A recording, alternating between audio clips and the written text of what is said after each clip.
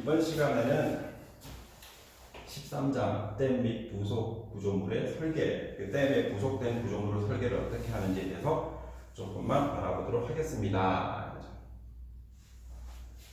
자, 우리 맛은 좀 봤어요, 그죠? 전 시간에 고를 배우면서 이제 댐은 어떻다 하는 걸 봤는데, 댐은 사용 목적에 따라서 저류용 댐, 분리용 댐, 그리고 저지용 댐, 다목적 댐이 있습니다. 자, 여기 보시면 이제 나올 텐데, 저류용 댐은 물의 공급이 초과되는 기간에 물을 저장하였다가, 비가 많이 왔을 때 물을 저장을 하였다가 물이 부족한 시기에 물을 푸는 거예요. 그죠? 자, 이때 보면 생활용수 공급을 위해서 쓰기도 하고, 그 물을 그 다음에 recreation, pleasure를 위해서 사용을 하기도 하고, 그 다음에 어류 및 야생동물, 그 다음에 수력발전 환경 때문에 사용을 하는데, 저류용 댐의 가장 큰 목적은 하천 유지 용수를, 이제 하천이라고 하면 우리 물이 흘러야 될 거 아니에요. 그때 물을 흘려보내기 위해서 저류용 댐을 많이 씁니다. 자, 그 다음에 분리용 댐은 보통 인공수로나 운하 또는 홍수 시스템에서 물을 보내기 위해서 수위를 유지시키기 위해서 건설되는 걸 분리용 댐이라고 합니다. 그죠? 수위를 유지시키기 위해서.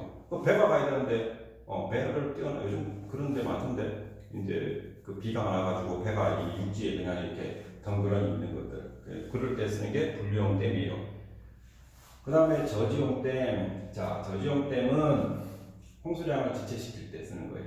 그러니까 여러분 20시간에 배우셨죠? 이렇게 피크치 칠 때 이 피크치를 살짝 낮추기 위해서 쓰는 걸 우리 저지용 댐이라고 하고, 물을 저장하였다가 하류 하천의 소통 능력이, 그러니까 우리 보통 이제 이런 기능을 많이 가지는데, 이 저지용 댐 같은 경우에는 치수용 댐이라고도 합니다. 그러니까 홍수 방제용 댐이라고도 하고요. 자, 다목적 댐은 앞에 있는 가나다, 그러니까 저류용 댐, 분리용 댐, 저지용 댐 목적 중에서 홍수 조절 목적을 포함해서 다른 목적의 댐이 있을 때를 다목적 댐이라고 해요. 그러니까 다목적 댐은 1번이 뭐냐 하면 홍수 조절, 그리고 이수나 저지용이나 분리용으로 같은 목적을 사용할 때를 우리는 다목적 댐이라고 해요. 다목적 댐의 가장 큰 목적 중에 하나는 홍수 조절이에요.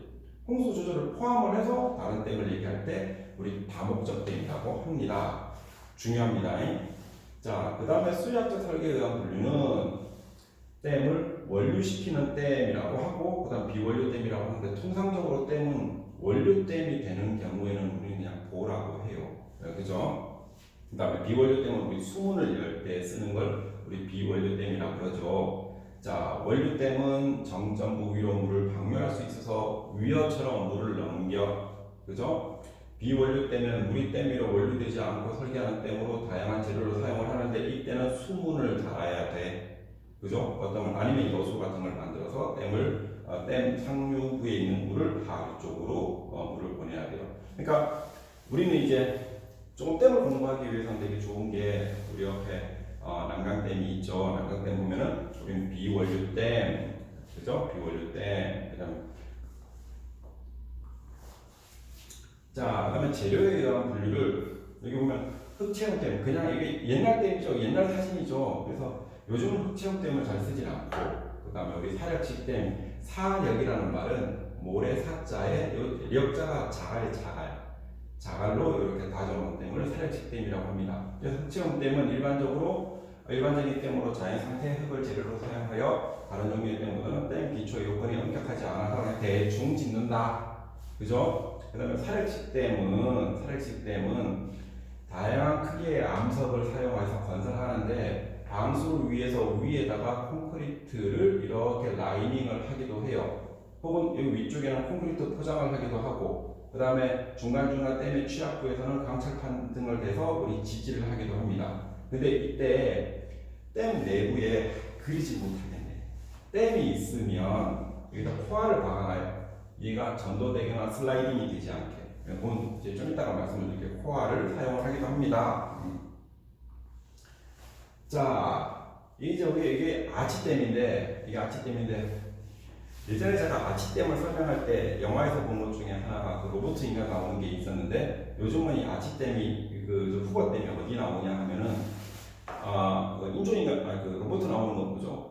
옵티머스 나오는 거. 옵티머스 나오는 그 영화. 그 뭐죠?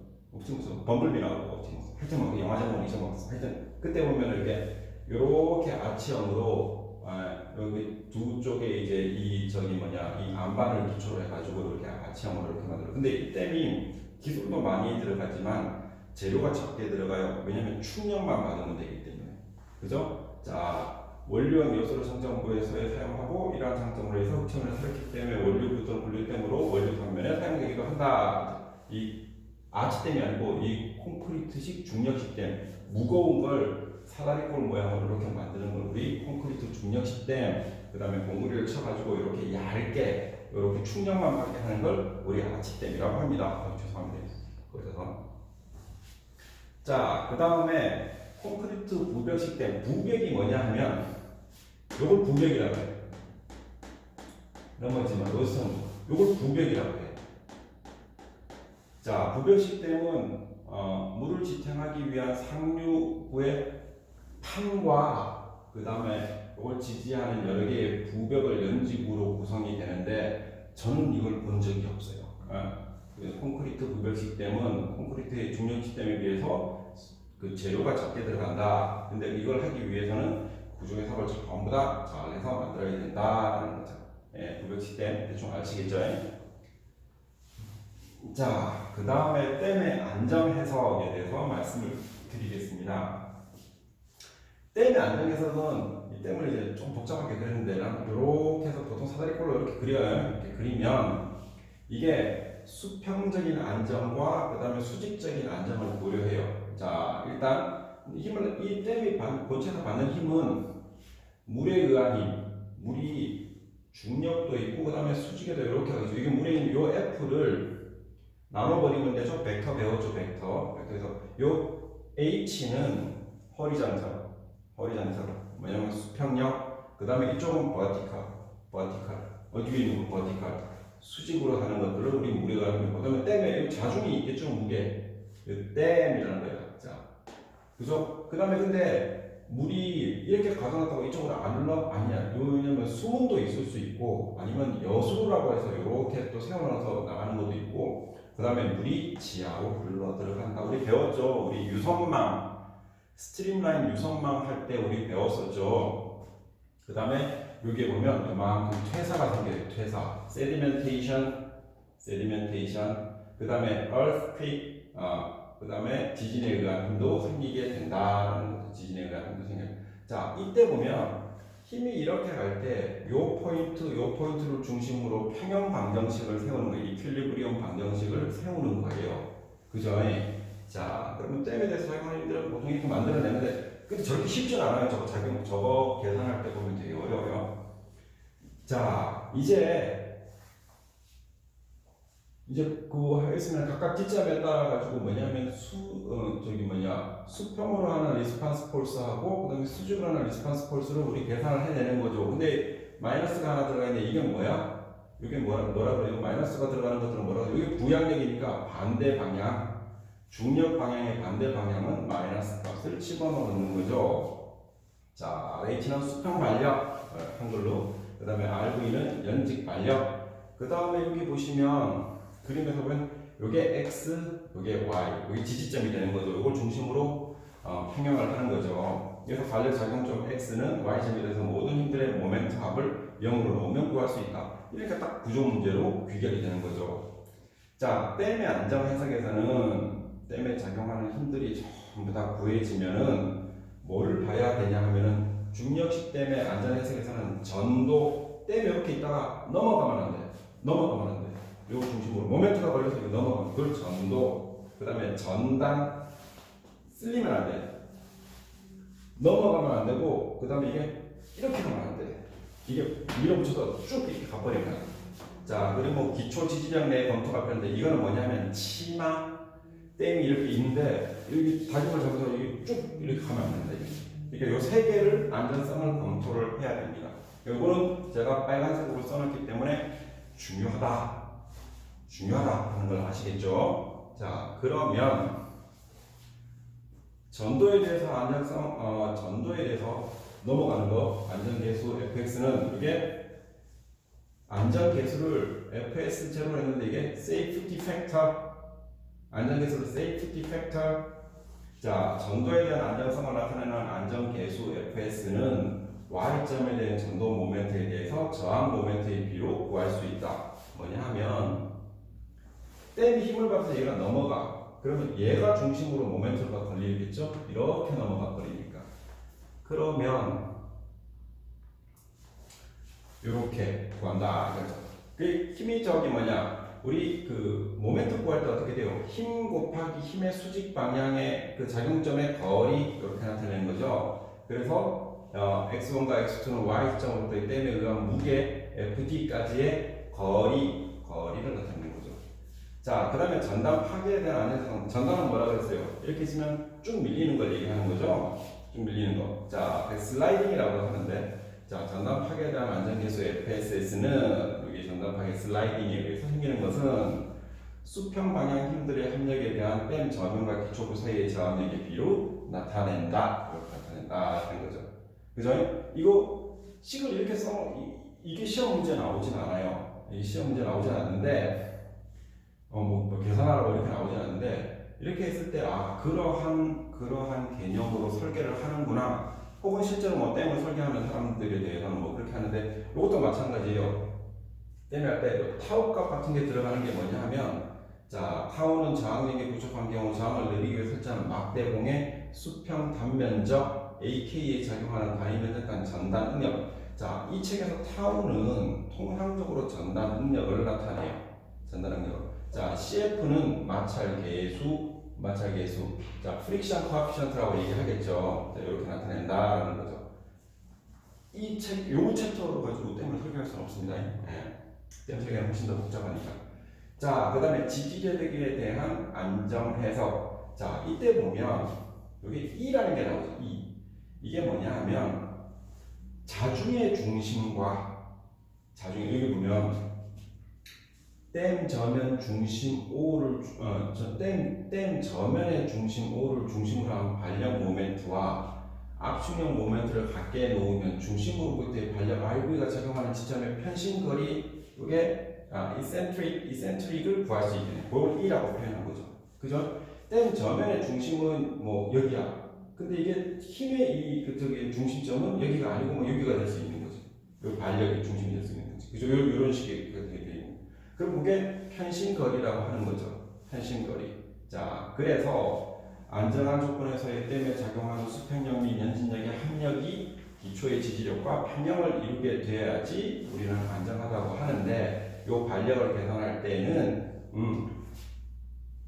요 저면의 중심과 힘의 중심의 사이는 저 편심거리가 있다는 걸 좀 유의하고 인지하고 있으셨으면 좋겠습니다. 꼭 알고 계셔야 돼요. 자, 그 다음에 13사 여수로. 자, 여수가 뜻이 뭘까요? 여수. 남는 물. 그러니까 이 그림에서 여유고가 이만큼인데 여유고를 넘어가 버리면 원료돼 버리면 특히 이 사력댐 같은 거는 원료를 시키면 댐 자체가 붕괴돼 버려요. 댐 자체가 그래서 여유고에 나팔관처럼 이렇게 만들어서 남는 물들은 쏙쏙 들어가게 해가지고 이 하류를 빨리 빼줘야 돼. 그러니까 남는 잉여의 물을 우리 여수라고 해요. 그럼 그 물이 흘러가는 길을 여수로라고 합니다.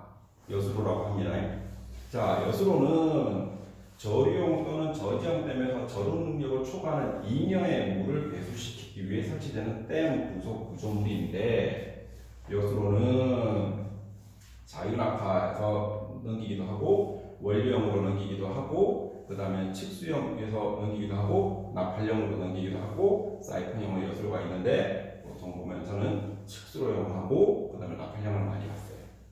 자, 원료형 여수로는 일반적으로 많은 양의 홍수를 방류시킬 때 써요. 물을 원류시켜버려. 근데 콘크리트 댐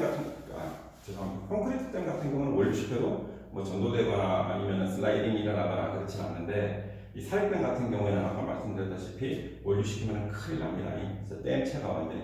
근데 우리 그 사력식댐 하나 있어요. 소양강댐이 사력식댐이에요. 근데 소양강댐이 원류돼서 댐 본체가 무서지게 되면 그 밑에 있는 댐들이 전부 다 본체들이 날아가서 서울은 물바다가 됩니다.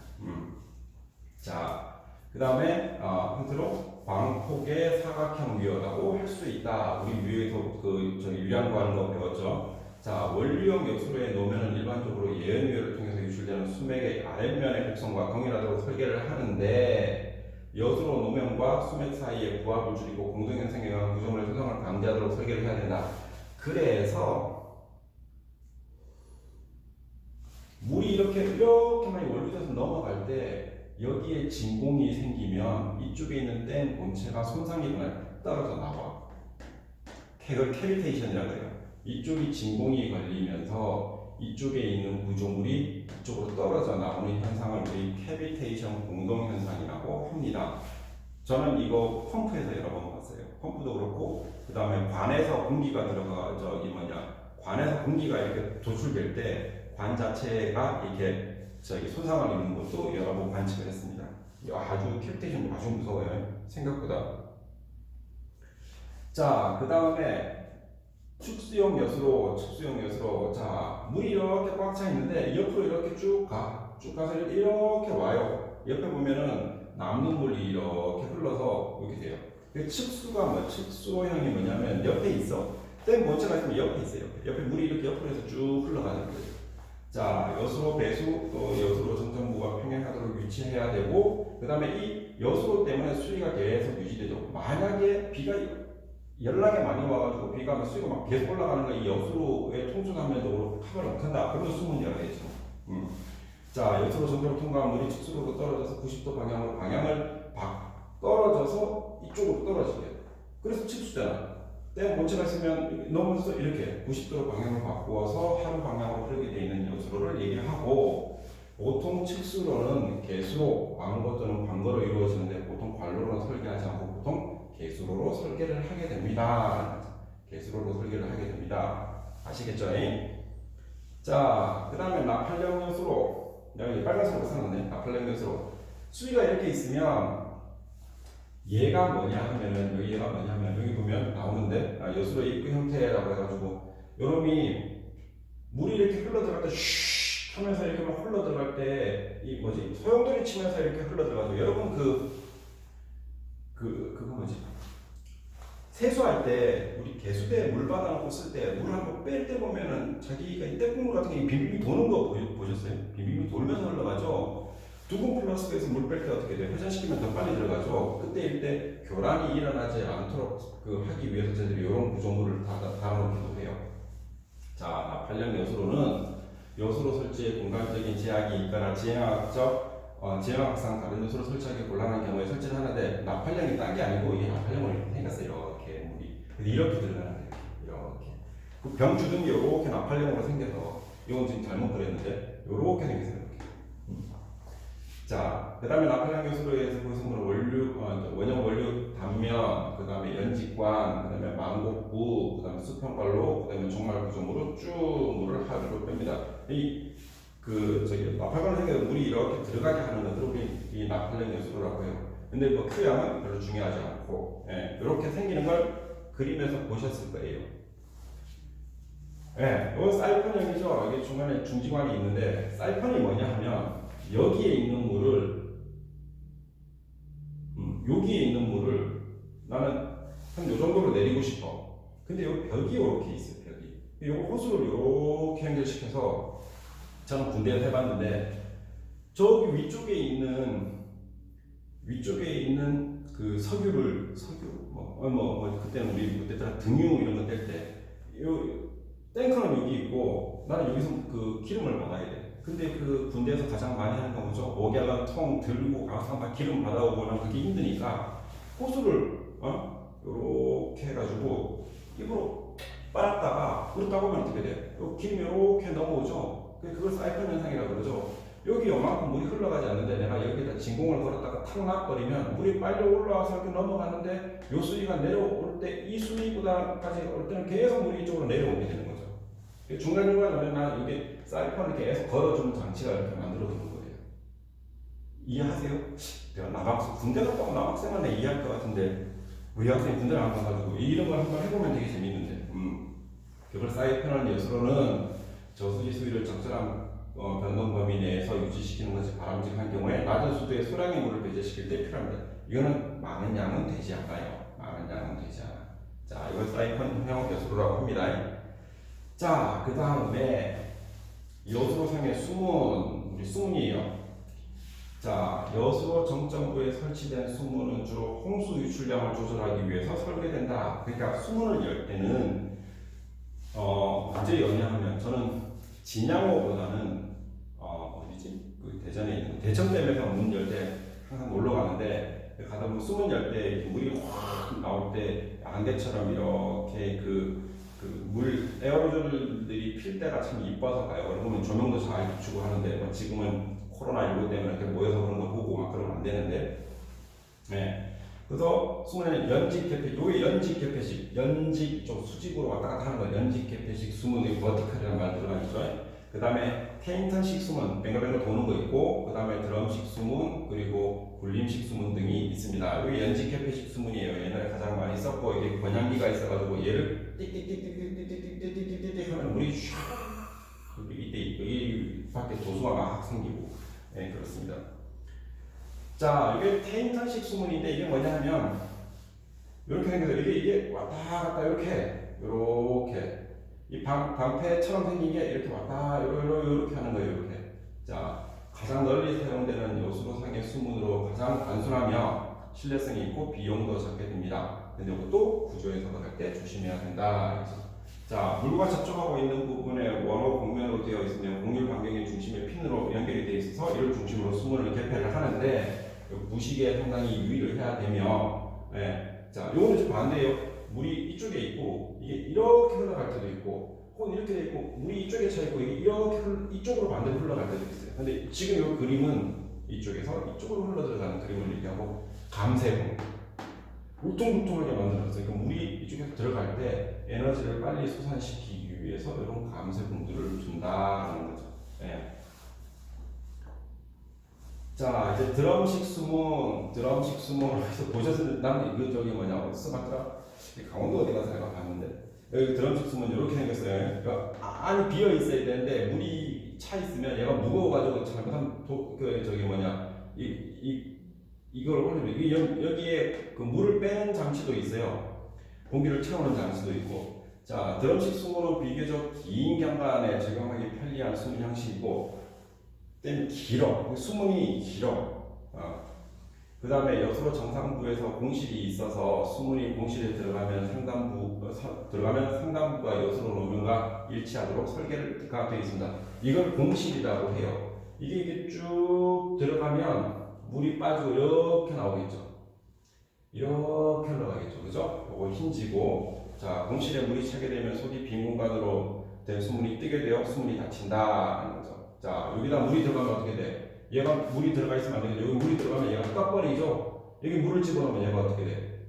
불에게 의해서 얘가 그냥 빈 깡통이야. 용 뜬다 이거지.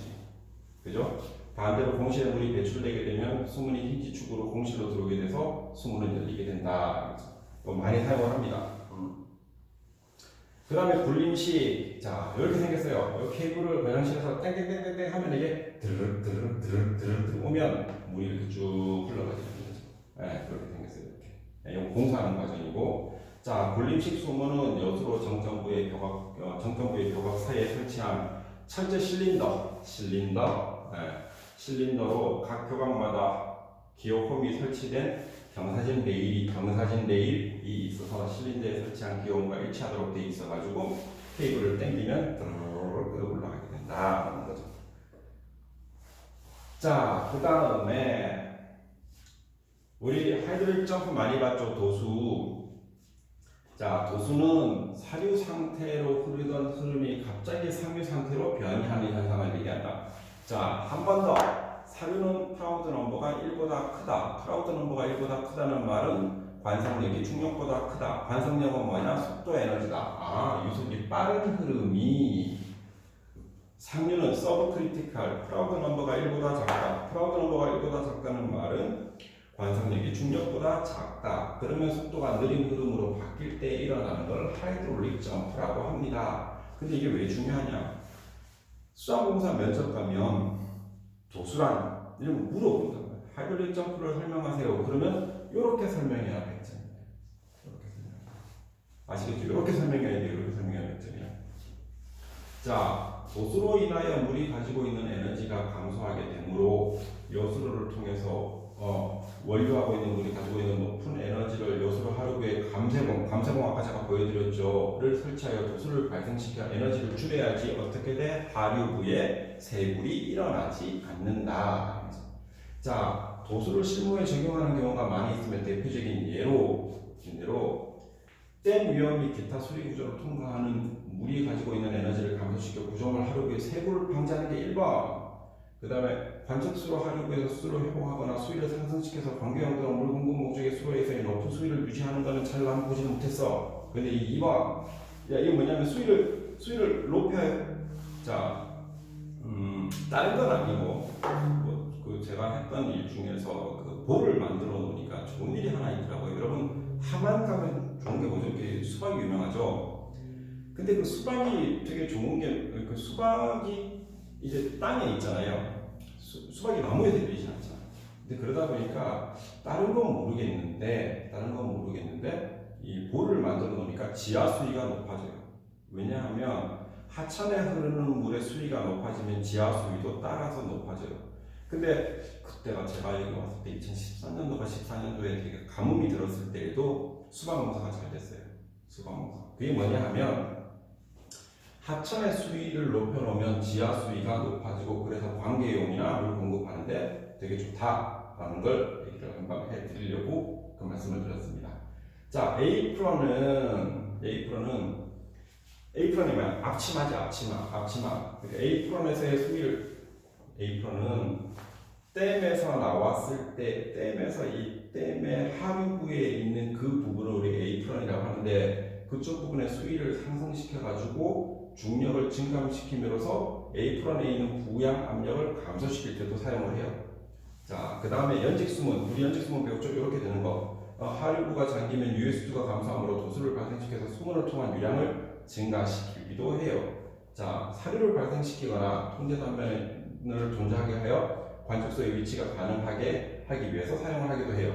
자, 물의 정화를 사용하기 위해서 화학물질 혼합을 위해서 일부러 도수를 일으켜서 거기다가 응집제 같은 걸 타가지고 뒤를 하기도 하는데 요거는 댐에서 사용한다기보다도 우리 수돗물 만들 때 이런 방법을 사용하기도 합니다.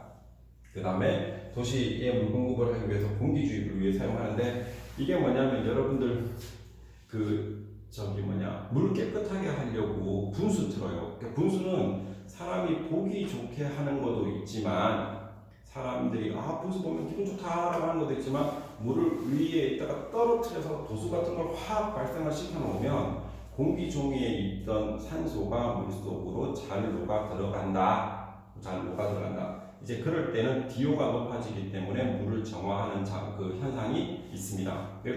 DO가 근데 그 조류 많이 폈을 때도 이때 세조자가 아니고 우리 남조류, 갈조류, 무슨 녹조, 라떼 이렇게 할 때 조류가 많이 폈을 때도 광합성 작용을 하기 때문에 낮에 공기가 과포하게 들어가는데 그건 물을 깨끗하게 하는 게 아니고 물에 우리가 20도씨에서 공기를 집어넣을 때 한 9ppm 정도가 포화 농도라고 봤을 때 녹조 라떼 같은 거는 산소의 농도가 약 한 13ppm까지 들어가요. 근데 그거는 좋은 물이 아니고 이제 산소를 주입해서 산소 포화 농도, 산소의 DO 농도를 높여놓는 것들은 수질을 깨끗하게 유지하는 데 상당히 큰 도움이 됩니다.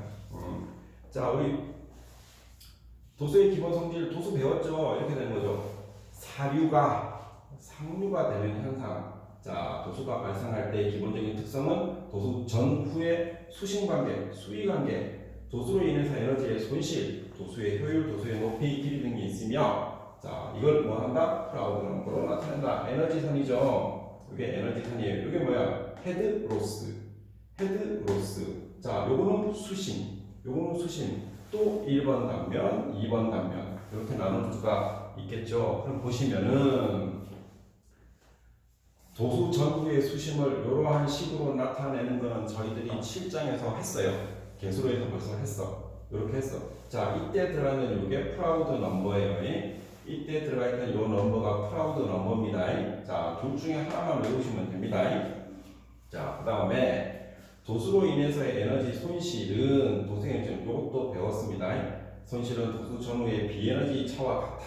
비에너지 차와 같다. 자, 수만 알면은 내가 얼마만큼 에너지가 상쇄되어 있는지를 알 수가 있어요. 그럼 한 예로 제가 예를 들어서 이렇게 도수가 일어날 때 내가 이게 뭐를 하거든요. 여기에 울퉁불퉁하게 만들었어요. 그럼 이게 더 높아지겠죠?